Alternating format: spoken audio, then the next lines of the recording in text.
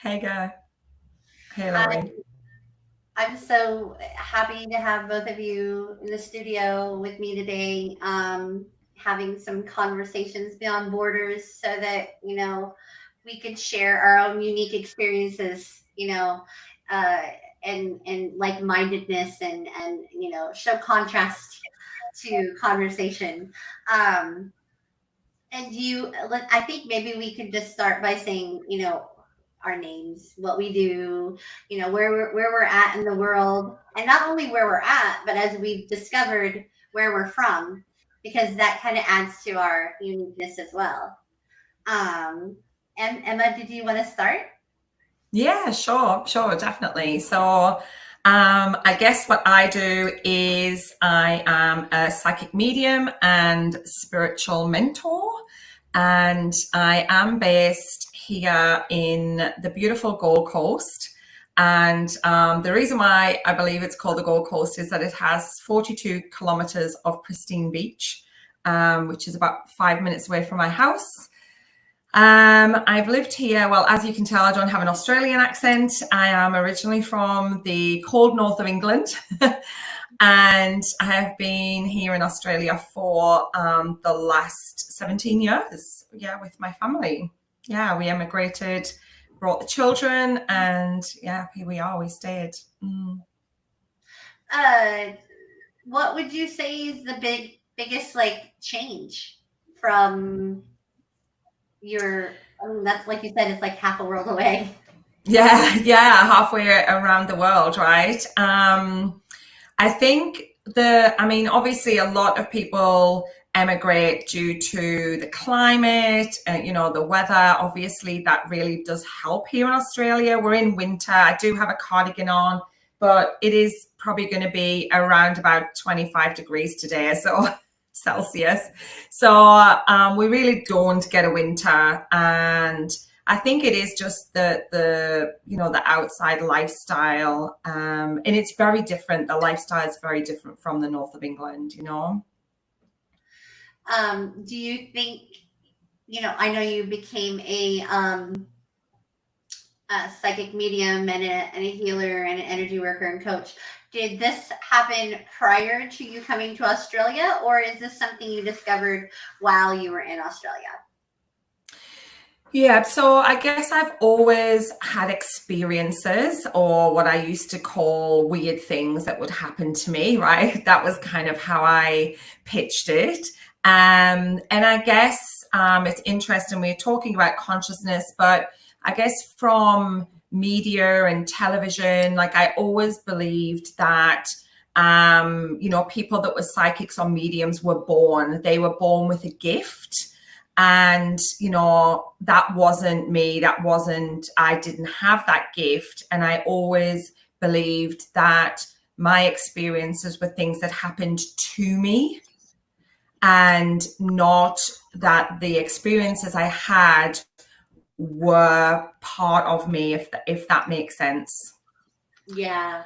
So I guess before I moved here, I did have experiences, but I certainly wasn't awake, inside of my journey. That's happened to me here in Australia.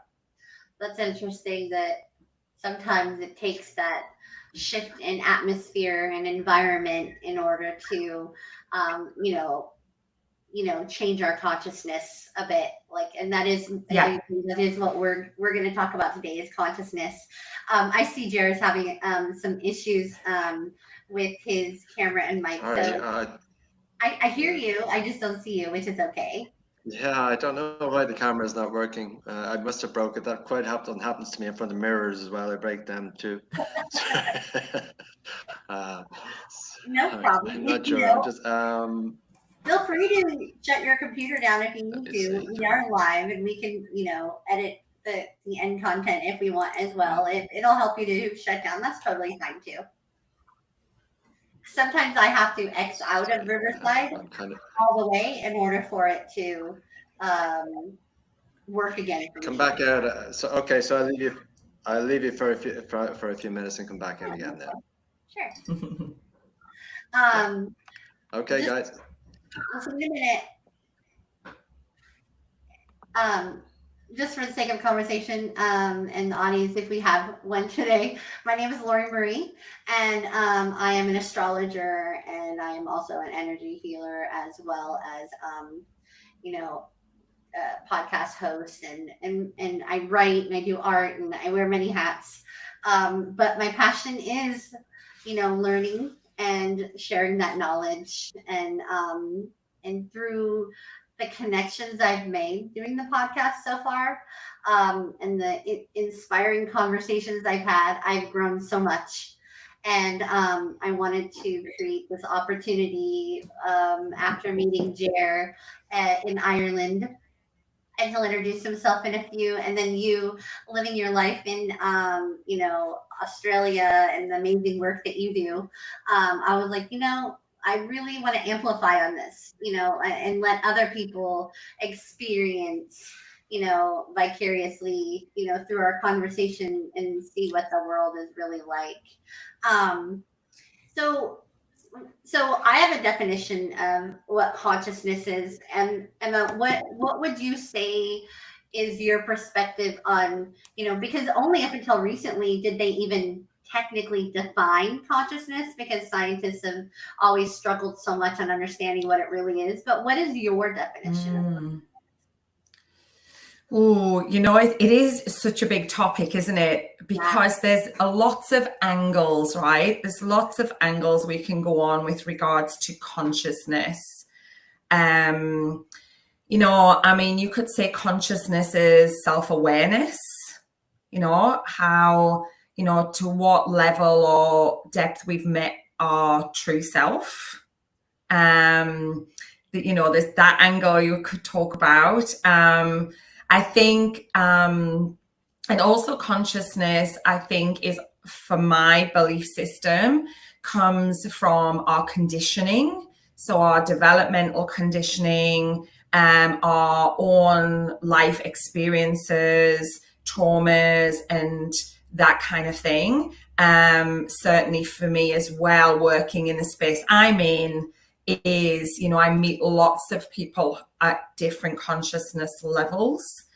And I also believe that, consciously we can only agree or, get curious to the level that we are at in our consciousness as well. Absolutely agree with that 100%.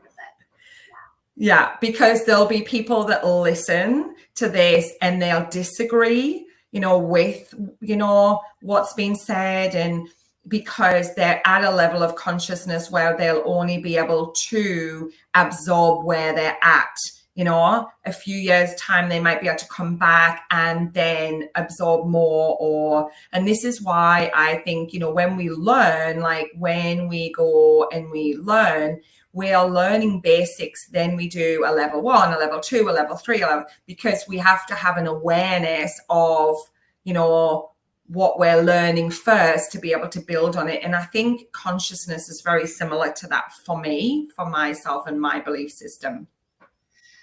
When you sort of helped me better define in my mind what I think consciousness is, because I agree there are many definitions and ways to look at the term. To me, consciousness is sort of wherever you are awake and aware at. And sometimes it could be in your dreams. You could be awake and aware, because I believe, in parallels and different dimensions and different realities and so on and so forth. I don't believe this is the only thing happening. So I believe that, at times when our awareness isn't here, our consciousness, I guess, is not here, it's somewhere else. Or I believe the possibility that it could be everywhere all at once, which is hard to grasp as a human, because we're so limited in our perception. Yeah. So to me, consciousness is more of it. I want to say awareness, but I guess it goes along with what you said, in that not everybody is at the same level of awareness. It's like you're here and you're living and you're conscious, and maybe that's what part of our work is, as light workers and whatnot, that we're awake and we're becoming mindful, that maybe, and we're having these tough conversations, and maybe the goal is to start waking people up to their consciousness. Yeah, I think it's interesting, right? Because I believe, and when I teach, when I work with clients, I always say, take what resonates and leave what doesn't. And and for me, I don't believe that everyone is meant to wake up, and everyone is supposed to come into their own consciousness. When I first became awake myself, I wanted to do that. Like, I wanted, as someone in that space, I wanted everyone to experience how different life is when you're living a conscious life. But then I came to realize through my own experiences that it isn't our actual job to wake people up. For me, in my belief system, it's about bringing awareness to it. And if people are meant to, then it will come to them. It will find them and it will come to them like it did to me. And not everybody's journey on this earth is to actually wake up. Yeah. That goes back to the conversation I had with Lynn K. Russell today. She's the author of a near-death experience research book, and she really made me think, because she stated that, from her research of over 2,500 near-death experiences, that everything doesn't happen for a reason. And the reason she feels like everything doesn't happen for a reason through her research is that it's because there is free will. And through her research, and I've also agreed, because I've done a lot of research, is that when before we come into this awareness, this experience, we make an agreement and we pick everything out, but it kind of doesn't matter, because once we get here, we have free will. Like, we still can choose the opposite of what we even agreed. And again, it won't be at a conscious level, which is what you were just saying about how it's not meant for everybody, but maybe on some level it's because they have free will. And she really just made me think in general, like, for her to say everything doesn't happen for a reason really kind of made me think, because I've always had a debate in my mind about fate and free will, and then the idea that we create our reality, but some things we just can't change some things. I don't know. What do you think about that topic?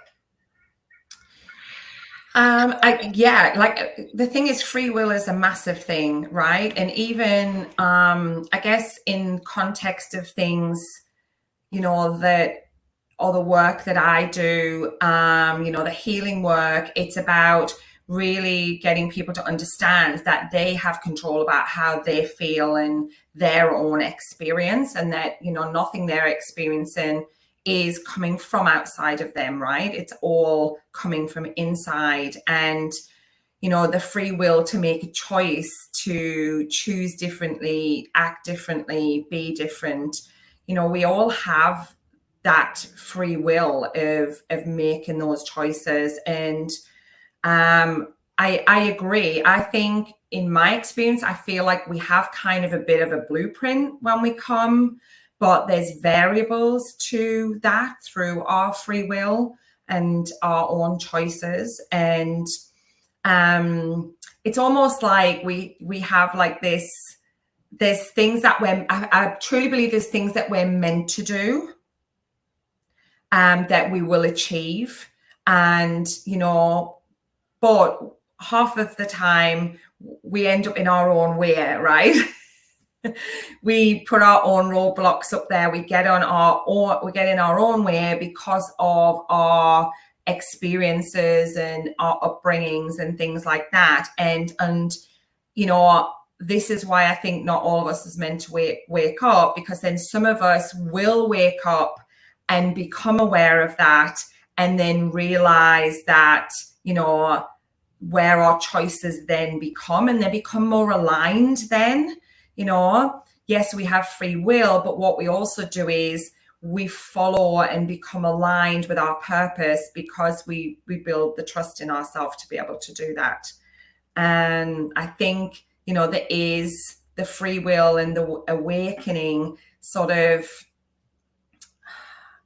it goes a little bit hand in hand for me. Free will and awakening. Yeah. Because I think that the free will, what happens is it becomes more aligned when you become awakened. So, you know, the choices that you make are more from a conscious level. You know, we're going back to the consciousness rather than unconscious, you know, because the unconscious is the thing that's keeping you like sort of, you know, you're stuck and, you know, getting in your own way. And then when you become conscious more, and then you trust more, then your decisions and your free will decisions become more aligned. Mm-hmm.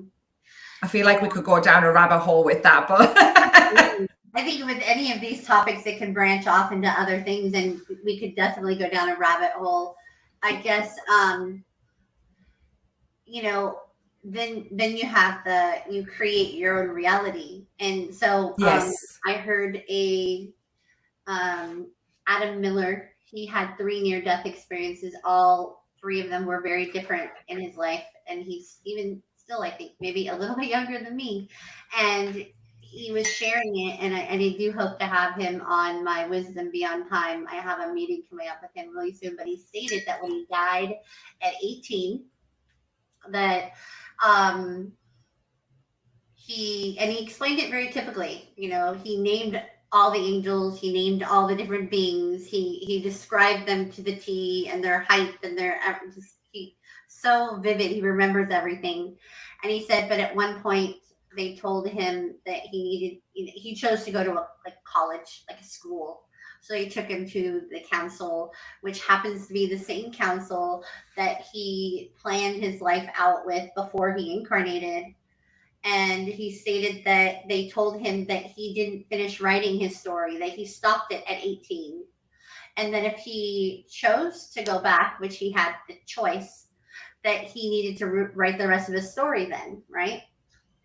And so I thought, well, so he planned the next portion of his life, which included dying 2 more times, which I thought was interesting. Wow. And I'm going to ask him about that, because does that mean that, you know, for us who live a life with awareness, you know, where we're choosing to, you know, be aware and maybe consciously make our decisions with intentionality, did we put these Easter eggs in front of us, you know, to wake us up at the right moment so that we could shift ourselves to the next level of the game? You know what I mean?